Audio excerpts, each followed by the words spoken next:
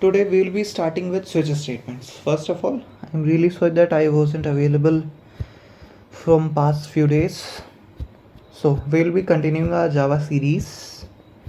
Today we'll be learning about switch statements. Switch basically हम समझ कैसे सकते हैं, जैसे हमारे घर में कई सारे स्विचेस होते हैं, फैंस, लाइट्स, बल्ब्स, इनके लिए कई सारे स्विचेस होते हैं. हम जिस स्पेसिफिक स्विच को ऑन या ऑफ करेंगे उससे स्पेसिफिक जो हमारा बल्ब या ट्यूबलाइट या फिर फ़ैन कनेक्टेड होगा वो ऑन या ऑफ होगा. तो बेसिकली हर एक स्विच के लिए उसका एक फ़ैन या लाइट है. तो वैसे ही हम यहाँ पे भी बात करेंगे, जिस एक स्पेसिफिक केस की वैल्यू को हम स्विच करेंगे उसी केस के अंदर का पूरा पार्ट एग्जीक्यूट होगा. तो अभी मैंने बात की केस. तो अब ये केस क्या होता है? वैल्यू. तो कौन सी वैल्यू और उसके अंदर क्या पार्ट या क्या स्टेटमेंट्स होते हैं, हम अब डायरेक्टली उसे एज अ कोड देखते हैं. अब इसका सिंटेक्स होता है स्विच एक, उसके अंदर हम एक वेरिएबल यहाँ पे क्या रखेंगे, एक वेरिएबल को रखते हैं. ठीक है, उसी की वैल्यू हम बेसिकली स्विच करेंगे. जैसे मान लो मैंने लिखा int C H is equal to 2 और यहाँ पे मैंने सी एच को स्विच करा दिया. अब स्विच का मतलब क्या हुआ वो हम अभी समझते हैं. पहला मैंने के लिखा एक वर्ड केस और मैंने लिखा यहाँ पे 1. यहाँ पे मैंने लिख दिया साउथ और यहाँ पे मैंने बोला एडिशन. ठीक है, अब केसेस के बाद एक अच्छी प्रैक्टिस होती है कि हम लगा देते हैं ब्रेक. अगर मुझे कंटिन्यूसली दो केसेस एक साथ एग्जीक्यूट होने नहीं चाहिए तो हम क्या लगा देंगे, ब्रेक. अब मैंने लिखा केस 2, यहाँ पे मैंने लिखा साउथ सबट्रैक्ट. सो ये केस 2 हो गया हमारा. इसके बाद भी हमने लगा दिया ब्रेक. इसी तरह हम क्या करेंगे, केस 3 और 4 बना लेंगे. ठीक है, यहाँ पे मैंने बनाया 3 और यहाँ पे मैंने बनाया 4. यहाँ पे सब्ट्रैक्ट हटा के मैं क्या डाल देता हूँ, मल्टीप्लाई. और यहाँ पे क्या डाल देता हूँ, डिवाइड. अब मान लो इन सब में से कुछ नहीं हुआ तो मैं उसके लिए डाल देता हूँ एक डिफ़ॉल्ट. वहाँ पे मैं क्या प्रिंट करवा दूँगा, रॉन्ग ऑप्शन. ठीक है, तो अभी के लिए हमारी सी एच की वैल्यू क्या है, 2 है. तो किसको ढूंढेगा, 2 को ढूंढेगा केस के अंदर कि कौन सा केस 2 वैल्यू लेके एग्जीक्यूट हो रहा है.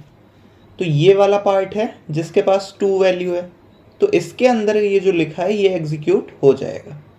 तो अगर हम अभी इसको रन करें तो हमारे पास क्या प्रिंट होके आएगा, सब्ट्रैक्ट प्रिंट होके आएगा. सो अभी हमने रन किया, हमारे पास सब्ट्रैक्ट प्रिंट होके आ गया. सो इसी तरह अगर हम 1 या मान लो मैंने 4 ओ कर लिया, अब हमने रन किया, डिवाइड प्रिंट होके आ गया. मान लो मैंने कोई ऐसी वैल्यू ले ली जो इसमें एग्जिस्ट नहीं करती है, अब क्या होगा, अब जो डिफ़ॉल्ट केस होगा वो प्रिंट हो जाएगा, यानी रॉन्ग ऑप्शन.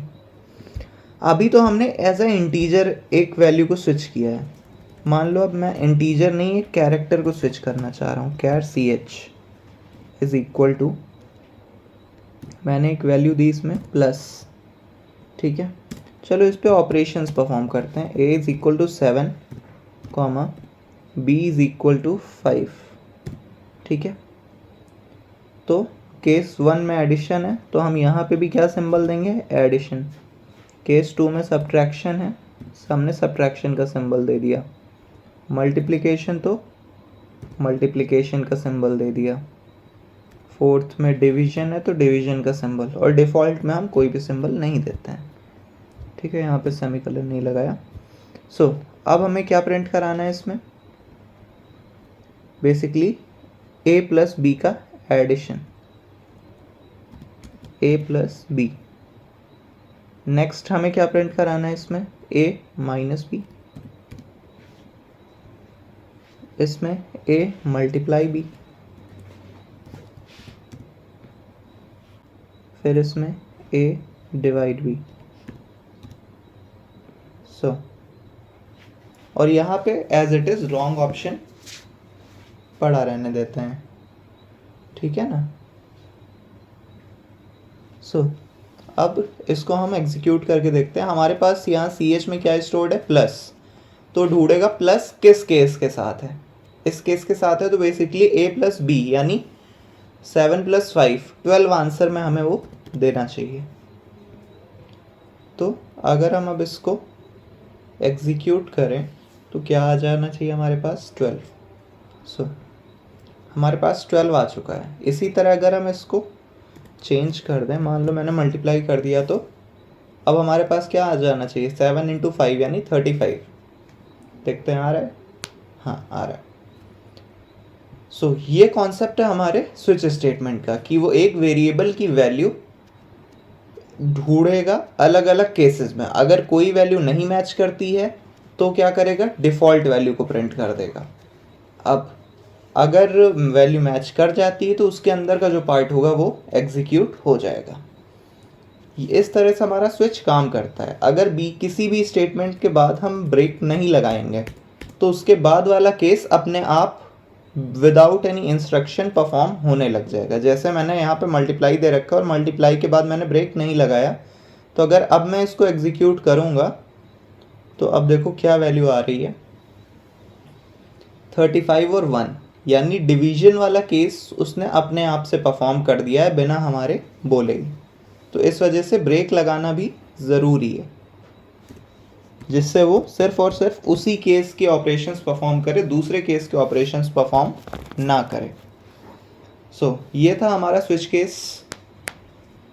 नेक्स्ट आप लोगों को खुद से स्ट्रिंग वैल्यू लेके फ्लोट वैल्यू लेके एक केस में या फिर वेरिएबल्स में उसे स्विच करा के देखना चाहिए कि कैसी वैल्यूज़ परफॉर्म हो रही हैं और कैसी नहीं हो रही हैं।